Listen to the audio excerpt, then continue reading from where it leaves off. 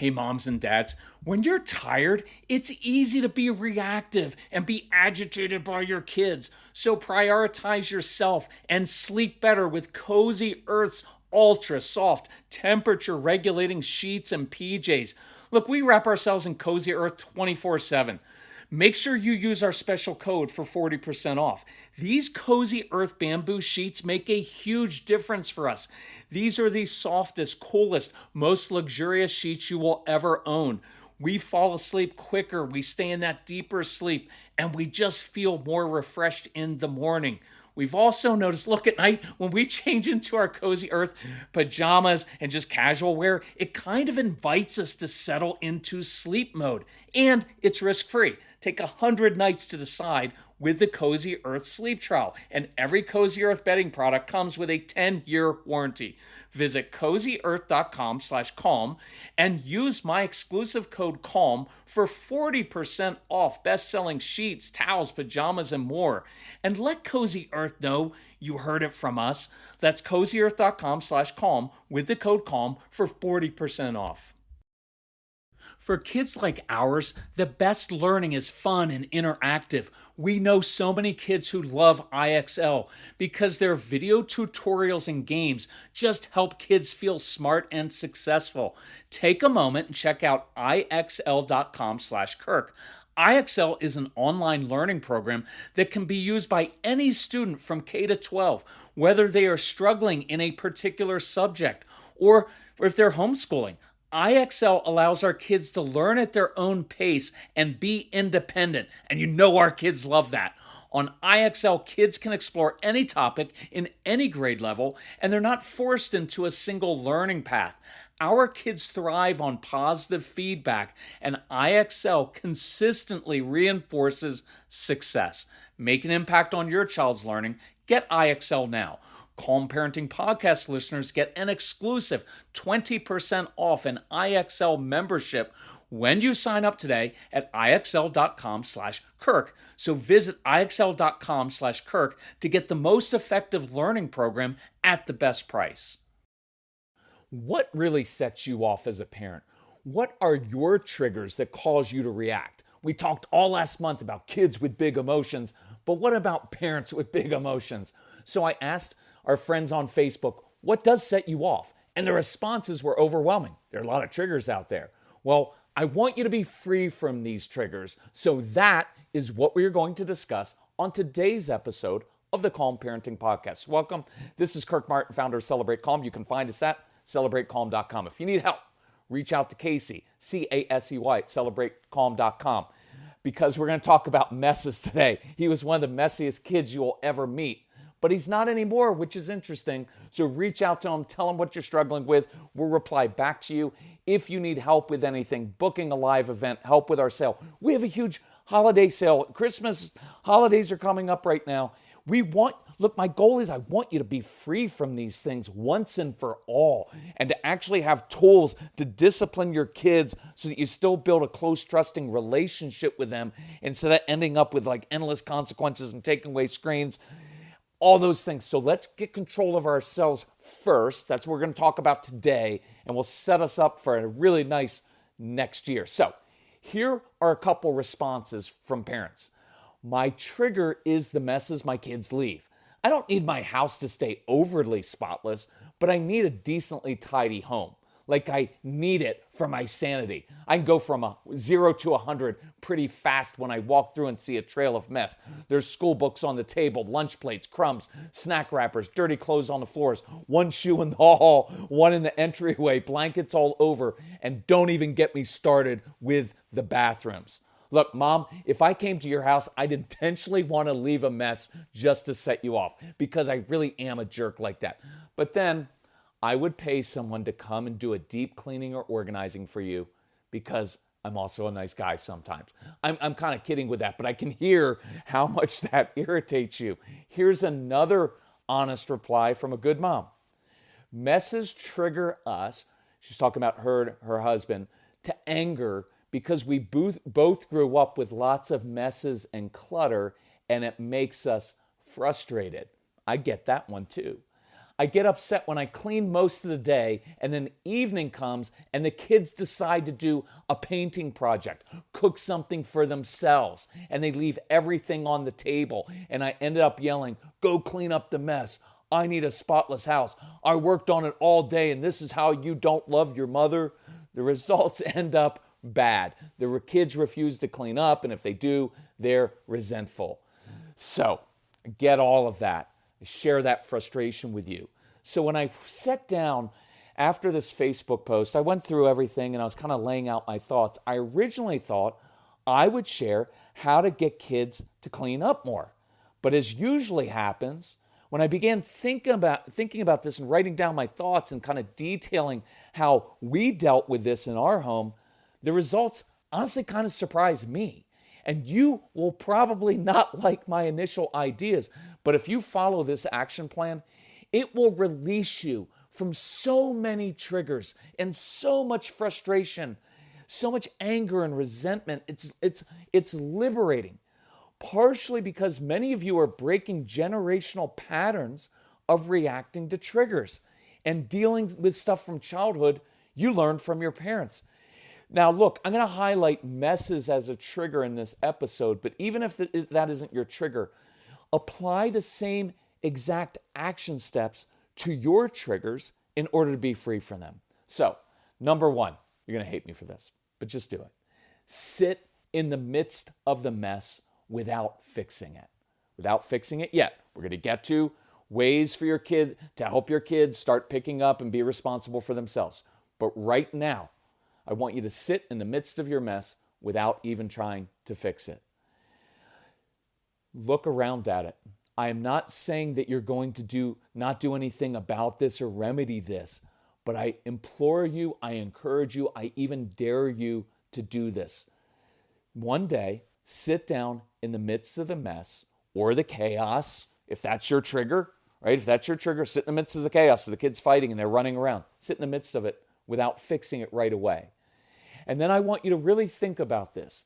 And if you're into journaling, do this, or if you just want to make some notes on your phone or a piece of paper, because then that's the way it's not like journaling. You're just making some notes, but you're really thinking. First, identify, what are you feeling in your body? Seriously think about this. You're looking at that mess. Does your heart race a little bit? Do you feel even a little bit short of breath? Does it give you a headache at all? That's important to know. Next, I want you to identify how this makes you feel inside. Why does this trigger you so much? Does it feel overwhelming to you? Do you feel guilty over letting it get out of control like this? Do you feel like you've somehow failed because your kids are so sloppy? Do you fear your kids will grow up and be unable to be organized and they'll end up living a chaotic life? Is it just plain irritating because you work so hard for 5 hours to keep the house organized and then your kids come in and mess it up within 5 minutes? Do you feel resentful toward your kids? After all you do for them, like that one mom said, this is how you show you love your mom coming in. Do you take it personally as disrespect towards you? Think about this from your childhood. Were you raised in a home that was messy and chaotic, so you fear you're replicating that negative pattern in your life? Or maybe it's opposite. You grew up in a home where you were required to keep things spotless, and now you feel the judgment of your parents, right? How could you let this happen to your home? Didn't we raise you better than this? So Mrs. Calm told me yesterday, I wish I had begun drinking AG1 sooner. My stomach has felt so much calmer and I'm more regular. My AG1 in the morning provides some consistency I really crave. And that's one reason I love my AG1. It's an easy, healthy daily routine. No messes, no blenders. We put 1 scoop of AG1 into a bottle of water, shake it up, and start our day with 75 vitamins, probiotics, prebiotics, and whole food sourced ingredients. Check out a special offer at drinkag1.com/calm.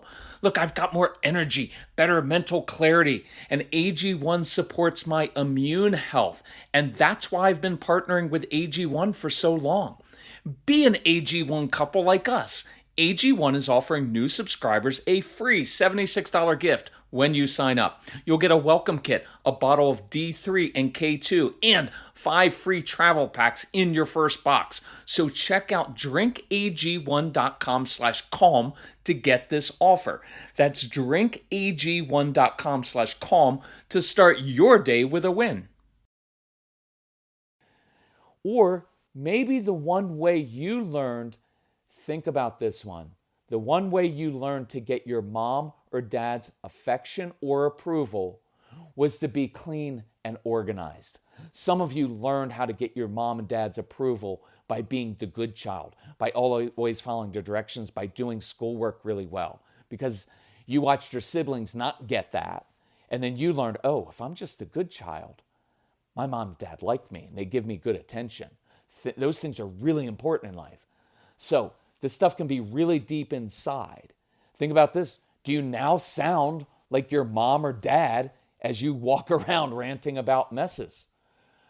Well, that's very normal. So I never want you to beat yourself up. We don't do any blame or do any guilt, but I want to break these generational patterns. Who role modeled for you that things have a right place and a wrong place? Was there a moment in time where you no longer sought their approval? Or do you still seek your parents' approval as what they deemed clean or godly or chaos? Did you turn from the recipient of their judgment into the judger? Well, if you have, there's no blame and guilt. Let's just break that generational pattern. So here's another question that's hard, and I'll deal with this later. Does your spouse come home? In this case, I'm going to say, does your husband come home, get agitated at the mess? Does he blame you for this? Does he then start in on the kids, and now you have to jump in and be the mediator between the kids who can't control themselves and the man you married who can't control himself? These are very real dynamics, and they will ruin your marriage and your family life. They just will. So we've got to really address these things, right? This started out for me as like, oh, let's talk about our triggers. All kids make messes. We'll deal with that. But when you dig deeper, you're going to see there's some origins to your triggers and the ways we handle them, that, man, it works into all of your relationships. So for the next few days, and I do mean this, just days, not weeks or years, I want you to sit in the midst of the messes without fixing it. Breathe into it. Make peace with it inside. It's not going to cause anyone to die because you have a mess. And don't give me that BS that, well, if there's your fire in the home, your kids won't be able to make it out of their bedroom. That's not true. And it's not really a moral issue. Nobody's being mean with this. Sit. Normalize your breathing. And here's a bonus tip. This will be weird. Sit in the midst of the mess one day and sit and read a book or listen to music while you're doing this, because the rhythm and order of that will kind of help you counter this mess. See, the mess creates a lot of disorder inside. But now I'm reading a book. I'm listening to music as I'm doing this. It will help you sit in the midst of it. Number 2, stop the drama over this. Stop giving this and your kids power over your emotions. Why are you allowing this to steal your joy and your peace? You are giving this power over you. And I know you want to hit me right now. That's why I'm doing this far away in a podcast. But it's true. Look, I'm with you. I'm a neat freak. I have a very high need for order on the outside around me because I struggle with anxiety and a feeling of being a little bit disorderly in my brain. I'm like your kids. Very chaotic brain. It's all over the place. I'm all into ideas. And so when I feel like I'm out of control inside, I like things to be just so on the outside. I like order. But the truth is, you are giving this power over your emotions. You're giving it power over your relationship with your child and relationship with yourself. It's robbing from you. And you don't have to react. You don't have to. And I'll be even more blunt. I can tell by the way some of you, not all of you, but the way some of you write about it, that you create your own drama over this. And you make it even worse than it needs to be. You tell all your girlfriends and your mom and your sister how awful it is. And there's stuff left everywhere. And I do everything for these kids and they treat my house like this. Right? It said, everywhere I go, there's a mess. Why are you creating and repeating this narrative all the time? Think about this. This is a therapy thing. How is that serving you? How does that serve you to do that? Is it a passive aggressive way of getting back at your kids or maybe even your own parents because you feel guilty for possibly playing a part in creating this in the first place? Not saying you have, but some people do. So, two thoughts for you. And again, I understand if you're mad at me for this, but this is really good. So, one, quit the drama and just stop. Relinquish it. Resign from your job of being always upset about messes. You're not denying that it bothers you. It is. But you're saying this, I'm not going to be bothered by it anymore. We just watched A Beautiful Mind again, right? After 20 years have gone by, right? Russell Crowe plays John Nash. It's an awesome movie. And by the end of it, John Nash was still hallucinating and seeing people, but he just chose not to give them any energy. So stop complaining and whining about it like your kids whine. Stop giving it energy and power to change your mood. And I will tell you, I've learned a critically important principle in life that I'll remind you of. You already know this, but I'll remind you. Sometimes when you focus on something too much and give too much energy to it, you literally actually attract that to you. Sometimes when you give kids power over your emotions in an area, they will keep pushing those buttons because they crave the intensity of your reaction. No, not the reaction itself, although it is kind of fun to actually have control over your parents, but they crave the intensity. So let's let that negative intensity go. Because I would bet that even without all the other tips, you will change 80% of the issue just by controlling and changing yourself. Number two, the other thought for you to consider is this. There's no blame or guilt in any of this, none, zero. But just ask yourself, if you have played a part in creating this dynamic by doing everything for your kids. See, this could be a little bit of a self-respect issue, because if you've done everything for them and always picked up their physical and emotional messes, then you've kind of helped create this dynamic. They merely took advantage of you for being overly giving, and you allowed it. They didn't make you be like this. And so you have to work on demonstrating self-respect to create healthier boundaries and stop doing everything for everyone else. It's really hard a lot of times for moms, right? But that's a worthiness issue, isn't it? Do you feel worthy to have people actually do things for you? Or do you need to be the giver because that makes you feel, and in the past it made you feel accepted by your mom or dad? Do you always have to be the one who's giving and giving? Because also that gives you control over things. I'd highly encourage you, if you already have our programs that you downloaded on the app, go through the Straight Talk for Moms program right now, because you'll get to the root of it. If you don't have the programs, there's no reason not to. These will literally change generational families. There's one program in there right now. It's called Straight Talk for Moms, and we go through how to demonstrate self-respect for yourself and stop doing everything. The whole package costs less than one trip to a therapist's office, and this one program is worth even more than that. And you can also go through the 30 Days to Calm. Because I want you to practice expecting more of your kids and doing less for them. It's a really hard pattern to break, but I know you can do it. And as you do this, have compassion on yourself. Some of these things come from trauma in your childhood and your background. You had a chaotic family life growing up, and you swore you'd never allow that kind of chaos in your home. And if things are not in order, it triggers feelings of trauma and judgment and guilt. And that's real and it's hard, but you still have to overcome it and make peace with it. So, sit in the midst of this until this trigger doesn't trigger you so much anymore. See, that's your goal. Doesn't mean you don't want to get your house organized and have your kids clean up your messes. We're going to go through that. It just means it doesn't trigger you viscerally. Because when you get triggered, then you tend to lecture, yell, repeat yourself 14 times. And that makes you sound and feel powerless and weak. See how that pattern just keeps continuing. It's awful. And then you complain and you try to bribe and plead and go on. And eventually just yell and nobody takes you seriously. Because it seems that it becomes in some ways this irrational drama you create. It's just like with regular discipline. I want you to do it in an even, matter-of-fact manner. And that's when your kids will take you seriously. Otherwise, they know that they have power over you, And I don't want that anymore. So I want to address this dynamic that often happens. Here's what a mom said verbatim. I'm just going to write this. And I hope it irritates you and makes you upset.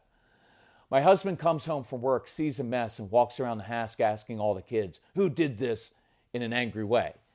Then he yells at me, what have you been doing all day? Why is the house such a mess? Can't you utilize the kids? I work so hard all day at work and then I have to come home to this. That's what he actually said. Now, I know this is maybe a little bit extreme, but I believe the gist of it is very common because many men who are like project engineers and accountants and software geeks and dentists, they love the order of their office and work. And most of us as men and women have a much easier time at work because the office is usually organized, neat, right? And we have colleagues, for the most part, who aren't crying, screaming at you, wailing away on the floor and calling you stupid. You're dealing with adults. And so there's a lot of consistency and order. But when you walk through the door of your home, there are Legos on the floor, there are kids screaming, and there's disorder. And I get that. That's hard to deal with. I don't like that either. So here's some tips for men. This is for you men, from another guy, so that you don't lose your marriage and your kids. Number one, practice everything I said above. Then you're being a grown-up so that your kids and wife can respect. When you get home, maybe you do this. Go to your room, your bedroom. Hopefully it's nice and organized there. Change your clothes, splash some cold water on your face, and then come downstairs and handle this situation like you'd problem solve at the office. See, at the office, you don't stomp around yelling at people, because if you do, you're a jerk that no one likes or respects, right? You problem solve, you jump in, you teach, you show your younger colleagues how to do things. I want you to start treating your kids at home, honestly, the way you do colleagues at work. If you're a good person, you teach, you show them how to do it. Now, if you're like the guy above who walks in and starts yelling and blaming your wife for this, I can't tell you what my initial reaction to this is, but it does begin with this phrase, don't be a, and you fill in the blank because you know what that is. So I'll just be nicer and say this, treat your wife like an equal. Don't be demeaning to her. Jump in and help her. I guarantee you, if you had to stay home and deal with children all day who whine and complain and wail on the floor instead of working with adults, you couldn't handle it. You can't even handle 5 minutes of disorder. So, look, I'm being tough, but this is true. If you ever want your wife to sleep with you again, why not come home? Look, I said that for a reason. If you're a guy and you come home and say that to your wife, right? What have you been doing all day? No way in heck, if I was your wife, I'd ever sleep with you again. I would lose all respect for you as a man. Who does that? So that's not most of you. But if a couple of you do that, dude, here's how you can turn this around. Think about this. Hey, honey, I'm going to run upstairs, change clothes, and decompress for 5 minutes. And when I get downstairs, let me know how I can help you. Because I know you've had a long day with the kids. That will get you the respect you want from your wife and kids. That's what a good man does. That's what a grown man does. The other response is you just being I can't say it. But think about this. You walk in, you acknowledge, right? I hate these messes. They bother me. So I'm going to run upstairs, change clothes, and decompress for 5 minutes. I'm going to splash some water on my face. And when I get downstairs, let me know how I can help you because I know you've had a long day with the kids because she has. And she's going to help you out every day because she knows you've had a long day at the office, right? So one of the hardest things for some women is being assertive and speaking up for themselves, especially when you've been dismissed or married a controlling man. It can be intimidating and hard. And some of you have always been passive. But this is the perfect opportunity to learn some new skills, to break those old patterns and demonstrate that you respect yourself because people won't respect you if you don't first respect yourself. So you're going to need to address this to your husband, right? The way men speak to men for optimal effect. Short and sweet, direct, no drama, no emotion if possible. And I have no problem in this situation. Look, you can go the nice route and say, honey, I could really use your help around here. But you could also say, You're a 40-year-old man, and I expect you to act like it. I don't need any more criticism. I'm hard enough on myself. If you want to be a full partner and a good husband, here's specifically what I could use your help with. But if you're just going to come home, yell, and throw your own tantrum like our children do, then I'll treat you like a child. But I know you're better than this because I've seen you step up in these other areas.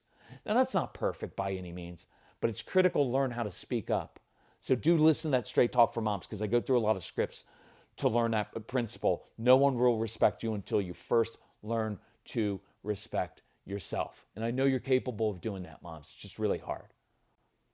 So, number 3, think what the messes represent. It's one more thing to think about in the midst of the mess and chaos. Just do this for like 15 seconds. I'm picturing you doing this, sitting on the stairs, you quiet yourself, and you look around you, and you see this mess and chaos. What does this represent? Instead of just thinking these messes represent your child's ingratitude and disrespect towards you, which may well be true, consider this as well. These messes represent normal family life. There's life here. There are children here. You have a living, breathing home and family life. It's not a moral issue. It's just irritating, but it's not life-altering. And sit and picture your life 10, 15, 20 years from now. It's going to be quiet in your home.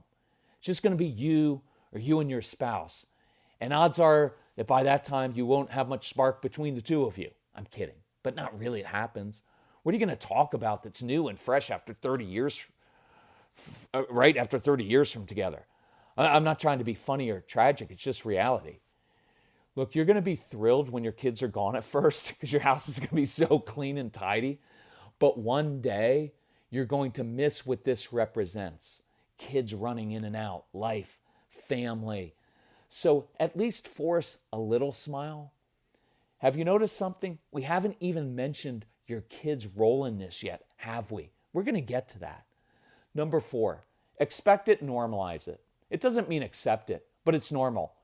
Think about this. When you signed up for marriage, you kind of forfeited your right to do what you want all the time because now you have a partner.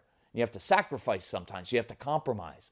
Well, when you signed up to have kids, you forfeited the right to expect to have a non-messy home. You did. They're kids. So just deal with that and change your expectations. Change some of those false expectations that you grew up with. Some of those false expectations of society of like, well, if you were a good mom, your house would be spotless. Why? Whose home is that? That's not real life. Number 5, what can you control in that moment when this is bothering you so much? And again, this isn't just messes. This is any trigger. Because triggers are caused by things that are out of our control. So what can you control? Because you can't always control other people or situations. But have a go-to activity that brings you peace and a sense of order. You'll hear me talking all the time about people who, before you go to bed, you clean the kitchen sink. Why? Because the rest of your life is chaotic, but my sink is spotless. And I can go to bed knowing there's one thing in my home that is spotless and there's order. I know parents who will do a crossword puzzle. Why? Because you sit down and do a crossword puzzle, there's a place for every letter. And it makes sense and there's order. Create or make something in your hands. You know what I do? I input stuff into my Excel spreadsheet. Expenses, receipts, stuff for the business. Why? Because there's something that goes into every cell within that spreadsheet and I can make it add up. And it's orderly. You know what else I do? And this will sound a little bit OCD because it kind of is. But some of these things that we do, there doesn't have to be something deeper like, oh my gosh, I have OCD, I need to fix that. Now, if it's controlling your life and your relationships, absolutely. But some of these things are just normal coping mechanism. You know what? I love what I do, but I'm dealing with messy families and relationships every day.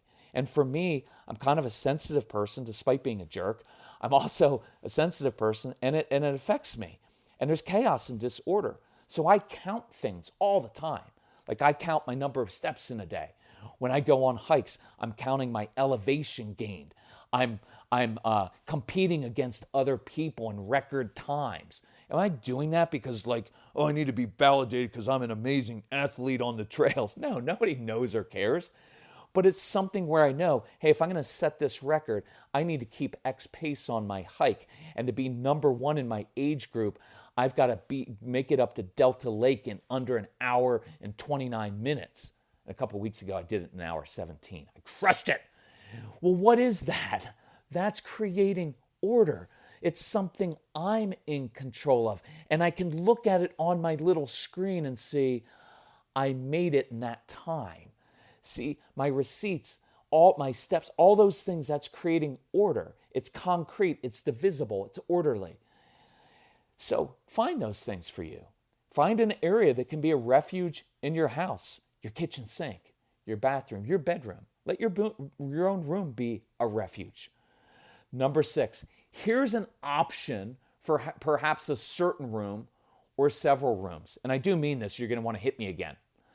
Just happily clean up while listening to music or a podcast and go about your day. No drama, no complaining, no saying anything to anyone. I'm not saying this is what I do recommend. I'm just saying it's an option. Because if you just walk into a room and instead of like, oh, why do they always leave a mess? Start yelling and screaming. Just go and start picking stuff up and play some music and be happy. Because that will alleviate your stress and drama. And it gets you what you want without yelling or lecturing. A neat home without any negative feelings. It's kind of like the dishwasher. Look, if you need the dishwasher loaded a certain way, then please just establish it in your home that you are the dishwasher loader and don't let anyone near it. You just handle it because nobody else can load the dishwasher to your satisfaction. And it's unfair to ask other people in your home to do something that will never please you. And if they can't please you, then you have to relinquish that right to yell at them and just do it yourself. And you and everyone else will just be much happier. Number 7, you could pay someone to clean up. I don't think that's the greatest idea, but it's an option.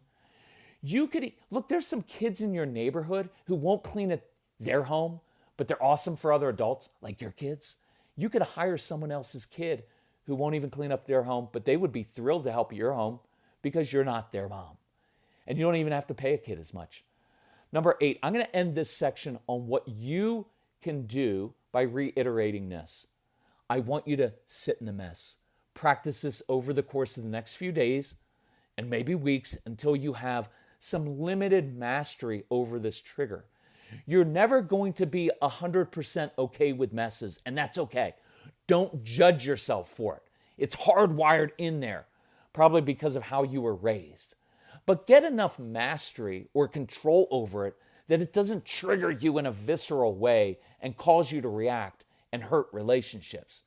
Because you don't want your children repeating this with their kids. And you're modeling how to control yourself and overcome things that bother you. See, that's the best discipline you can give your kids. Discipline means to teach. You're modeling this.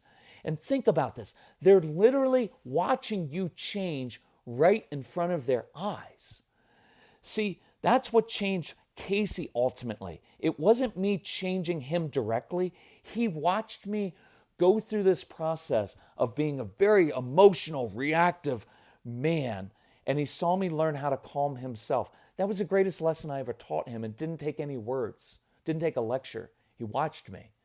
Science tells us you accomplish breaking these patterns by repeated voluntary exposure to that which causes you anxiety. So practice it. And then celebrate the fact that you're now 5% more comfortable with it than you were a few days ago. And soon you'll be 15% more comfortable. And you'll notice you'll stop breathing so heavily. Your heart rate will slow down. And then you'll be 25% more comfortable. And if that means you stop reacting and yelling and lecturing 25% less, that's a huge win. I use this process with loud noises and chaotic kids. It's the process I go through in 30 Days to Calm program. It shows you how I went from being the reactive freak dad to the calm guy. So I'd work through that program. It's part of the Calm Parenting package, or the Get Everything package. And we have a huge sale for the holidays. Just take advantage of it. If you want to do phone consultations with me, I won't be a jerk to you on the phone. Probably not that much. And I'll help you go through your triggers. And we'll start in the new year, and we'll get the new year started off right, and we'll break these patterns. I love doing this stuff. And if you and your spouse are struggling, together in these things, let's get us both on the phone and I can kind of be the mediator in between. And remember this, you don't have to live with these messes forever. One day the kids will be gone and you'll miss it a little bit. Maybe not, but you will miss them. So let us know if we can help you. I'm going to end it right there and I'm going to do a part 2 because I'm 30 minutes in. Let's work on this week for the next few days. In a few more days, I'll release the next podcast and we'll talk about how to get your kids to be responsible and clean up. But I'm going to wait a few days to give you time to practice this because this is the most important part. In the meantime, if you need help, reach out to Casey at Celebrate Calm.